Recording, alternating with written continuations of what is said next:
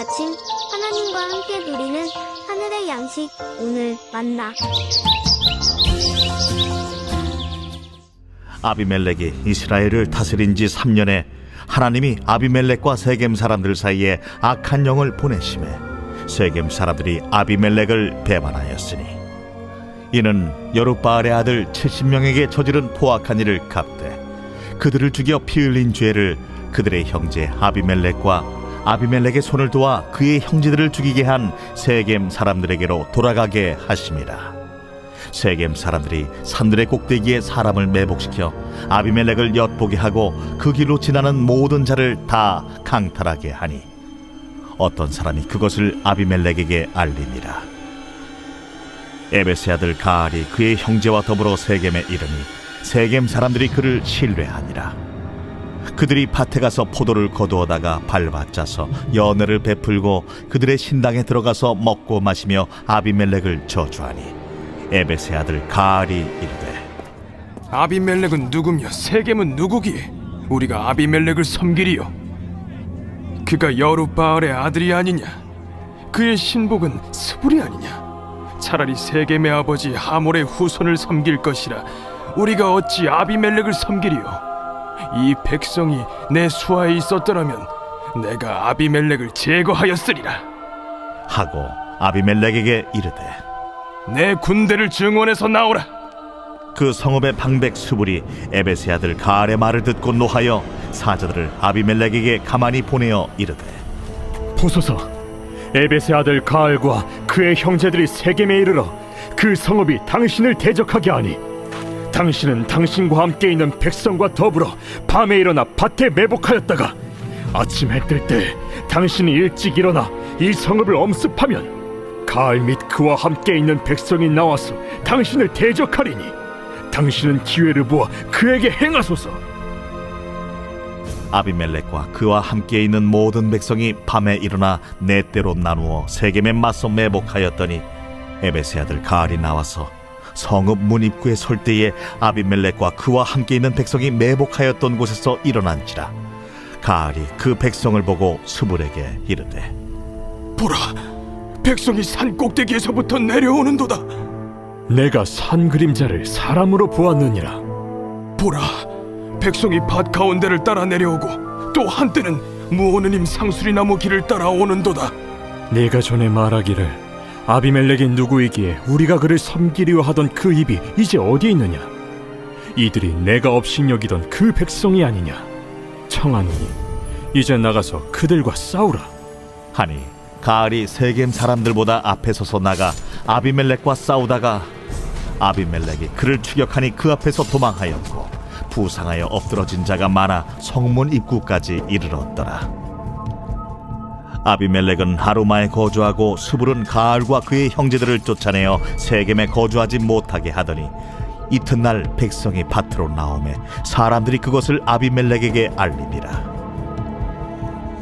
아비멜렉이 자기 백성을 세 무리로 나누어 밭에 매복시켰더니 백성이 성에서 나오는 것을 보고 일어나 그들을 치되 아비멜렉과 그때는 돌격하여 성문 입구에 서고 두 무리는 밭에 있는 자들에게 돌격하여 그들을 죽이니 아비멜렉이 그날 종일토록 그 성을 쳐서 마침내는 점령하고 거기 있는 백성을 죽이며 그 성을 헐고 소금을 뿌리니라. 적절하지 못한 방법으로 세겜의 왕으로 오른 아비멜렉이 오늘 본문에서 오히려 그들에게 배반을 당하는 장면이 등장합니다. 아비멜렉은 세겜의 힘을 빌어서 형제들까지 죽였고 그리고 왕이 되었지만 오히려 세겜 사람들로부터 위협을 받게 되죠. 그런 세겜 사람들의 반란의 모습을 그린 말씀이 오늘 본문입니다. 22절에 보면 아비멜렉이 왕이 된 지 3년에 라고 이야기합니다. 그때 23절에 보면 상황을 이렇게 설명하죠. 하나님이 아비멜렉과 세겜 사람들 사이에 악한 영을 보내심에 세겜 사람들이 아비멜렉을 배반하였으니, 세겜 사람들이 아비멜렉을 배반하였는데 그 일을 누가 하셨는지가 상당히 인상적입니다. 바로 하나님이 악한 영을 보내심에 하나님께서 이 모든 일을 주관하고 계심을 우리는 보게 되죠. 그래서 세겜 사람들은 사람들을 모으고 또 매복시키기도 하고 아비멜렉을 엿보게 합니다. 특히 에벳의 아들 가알이라는 사람이 있었는데 이 사람이 세겜 사람들을 선동하고 있었죠. 그래서 군대를 자신에게 주면 아비멜렉을 무찌르겠다라고 그들에게 요청합니다. 그 요청이 구체적으로 29절에 보면 등장합니다. 이 백성이 내 수하에 있었더라면 내가 아비멜렉을 제거하였으리라 하고 아비멜렉에게 이르되 내 군대를 증원해서 나오라 하니라. 군대만 붙여주면 아비멜렉을 제거하고 그 아비멜렉의 군대와 싸우겠다라고 이야기하는 겁니다. 그런데 아비멜렉 측에도 스불이라는 정보책이 있었고 스불은 아비멜렉에게 세겜 사람들의 음모를 전하며 또한 은밀한 전쟁을 준비하게 합니다. 결국 세겜과 아비멜렉은 전쟁을 하게 되죠. 그리고 이 전쟁의 승리는 아비멜렉이 가져가게 됩니다. 세겜이 패하였던 것이죠. 그리고 아비멜렉은 거기서 멈추지 않고 세겜 성읍을 추가로 공격합니다. 45절에 보면 아비멜렉이 그날 종일토록 그 성을 쳐서 마침내는 점령하고 거기 있는 백성을 죽이며 그 성을 헐고 소금을 뿌리니라 라고 표현합니다.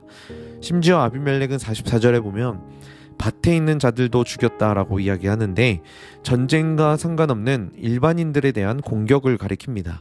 한때 자신을 지지했었던 사람들인데 몇몇의 반란으로 성읍 자체를 넘어서서 일반인들까지 끔찍하게 공격하는 잔인함을 우리는 보게 되는 것이죠. 아비멜렉은 처음부터 끝까지 자기의 욕망을 실현하고자 하는 마음밖에 없었습니다. 그 왕으로 서기 위해 세겜 사람들을 이용했을 뿐이고 그것이 여의치 않자 그 사람들을 모두 죽여버리는 강수를 두게 되었던 거죠. 그리고 그렇게 하는 데 있어서 전혀 망설임이 없습니다. 그런데 우리가 기억해야 할 것은 이 모든 것이 하나님이 하신 일이라는 겁니다. 아비멜렉과 세겜은 아주 견고한 약속을 맺고 세겜 사람들이 아비멜렉을 세우는 것처럼 보였지만 결국 하나님은 그들의 본심까지도 드러나게 하셨던 거죠. 처음에 아비멜렉은 세겜과 자신이 한 혈육이라고 주장했지만 서로의 욕망을 실현하기 위해서 이용했었을 뿐이었습니다.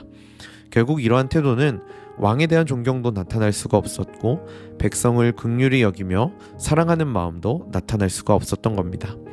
그러한 잘못된 욕망을 하나님은 드러나게 하셨고 하나님의 위대하심이 이 사건을 통해서 드러나게 하셨던 겁니다.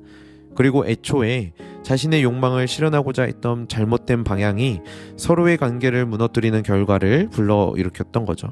그러니까 이들의 잘못을 드러나게 하셨던 하나님의 위대한 일하심이 있음을 우리는 본문을 통해서 발견하게 되는 겁니다. 아비멜렉의 입장에서는 잘못된 욕망의 결과라고 할 수 있고 세겜 사람들의 입장에서는 하나님의 뜻을 묻지 않고 자신들의 이익을 대변할 수 있는 지도자를 함부로 세운 것이 이러한 멸망의 결과라는 것이죠. 결국 하나님은 이 모두를 심판하신 것이라 할 수 있습니다. 이러한 차원에서 오늘 우리의 마음을 지배하는 것이 무엇인지 점검해 볼 필요가 있습니다. 더 나아가서 우리 마음에 자리 잡은 것들을 위해서 우리는 무엇을 하고 있는지 살펴볼 필요도 있습니다. 우리는 내가 원하는 것을 얻기 위해 물불 가리지 않을 때가 있습니다. 쟁취하기 위해서 어떠한 방법이라고 할지라도 가리지 않는 것이죠. 그래서 우리는 하나님의 뜻을 묻는 겸손함이 너무나 필요합니다. 하나님의 말씀 앞에 엎드리는 묵상이 너무나 필요합니다. 그때 우리는 하나님의 뜻을 우리 삶 속에서 경험할 수 있게 됩니다. 오늘 거룩한 주일을 맞이하는 우리 모든 성남 제1의 성도님들이 하나님 앞에 엎드리는 예배를 드리시길 소망합니다. 내 뜻을 이루기 위해 달려가는 것이 아니라 진심으로 하나님의 뜻을 구하고 그 하나님의 뜻 앞에 순종하는 그러한 예배가 되시길 소망합니다. 그리하여서 우리 각자의 삶을 통해 일하시는 하나님을 마음껏 찬양하시는 우리 모든 성남 제1의 성도님들 되시길 주님의 이름으로 축복합니다.